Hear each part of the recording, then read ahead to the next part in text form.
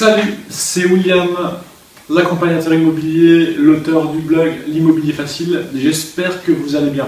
J'avais envie de vous faire cette petite vidéo aujourd'hui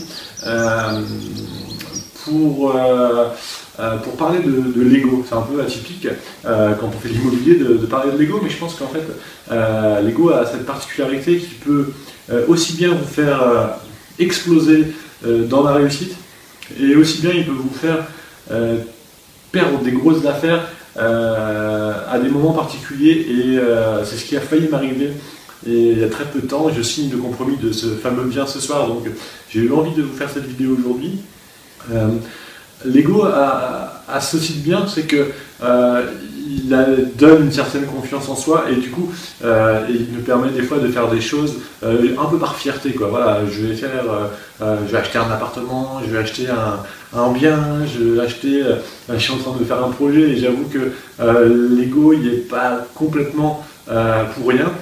Il y a une petite part de moi qui fait que j'ai envie de faire ce projet, parce que ça va être sans doute le plus beau projet dans son domaine sur Rouen, et Lego peut permettre de faire ce genre de choses. Et ça, c'est plutôt une bonne chose si on s'en sert de cette façon pour garder la confiance en soi, pour rester motivé, etc. Par contre, Lego a quelque chose de beaucoup moins honorable. Malheureusement, Lego sert beaucoup à ça, et c'est la fierté. C'est de refuser des choses ou de refuser des concessions parce que notre ego est démesuré, et c'est ce qui a failli m'arriver il n'y a pas très longtemps, avant que je prenne un peu de recul et que je réfléchisse. J'avais visité un appartement pour faire de la colocation, et j'avais fait une offre basse, c'est vrai, assez basse. C'était un couple qui divorçait, l'appartement était en vente depuis un petit moment, je voyais bien que il avait une faille en quelque sorte. Et donc je me suis engouffré, j'ai fait une offre à 100 000 euros, je crois, au lieu de 130 ou quelque chose comme ça. Et donc l'agent immobilier me dit ça passera jamais et tout, donc je lui dis mais votre métier c'est de faire l'offre, donc faites l'offre et puis on en reparle après. L'agent immobilier me téléphone, je sais pas, peut-être 2-3 heures après, on me dit écoutez c'est bon, j'ai eu le propriétaire au téléphone, il est ok, à 100 000 euros, il vend.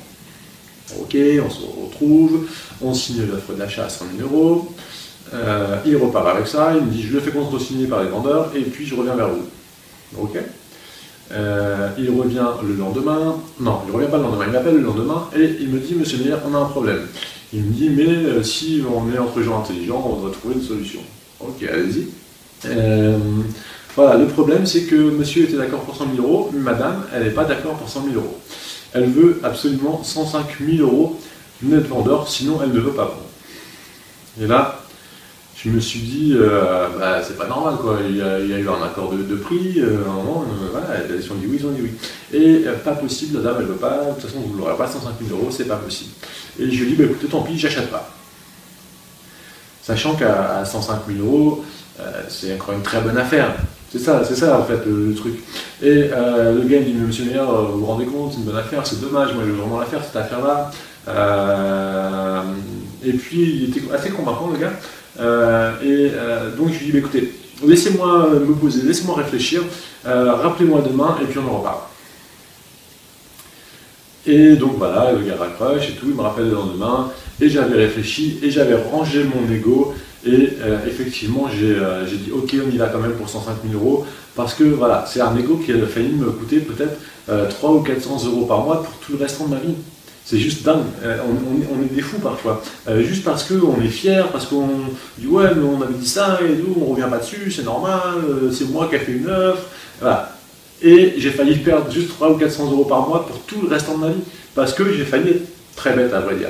Et voilà, je voulais vous partager ça, parce que il ne faut pas réagir à chaud quand on est un peu fier, surtout pour les garçons, les filles sont moins comme ça, mais il ne faut pas réagir à chaud, il faut se poser, il faut peser le pour, le contre, et même si, en fait, quelque part, je vais gagner 5 000 euros de moins, mais j'ai quand même gagné pas mal d'argent pour tout le restant de ma vie, quoi. Donc j'ai failli perdre beaucoup d'argent, à vrai dire. Voilà, bah écoutez, j'espère que cette vidéo pourra vous servir, que vous réfléchirez parfois avant de dire non à des bonnes affaires parce que vous êtes fiers, et que vous pourrez penser à moi ce jour-là en disant ouais, j'ai quand même gagné de l'argent, même si je pensais pouvoir en gagner plus, et ben c'est toujours mieux 350 ou 400 euros que rien du tout.